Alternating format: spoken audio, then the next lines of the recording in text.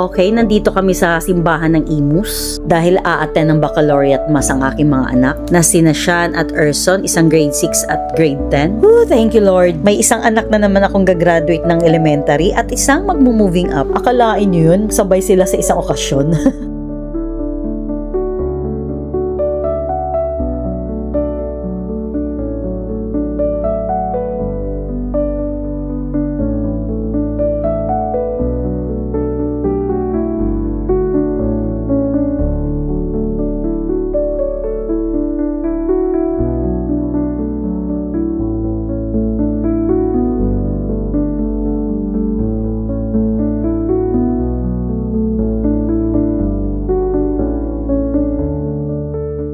Salamat sa Diyos.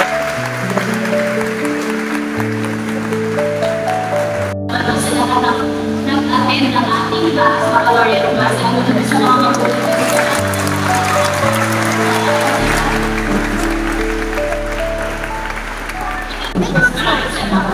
Good luck na. Good luck sa inyo.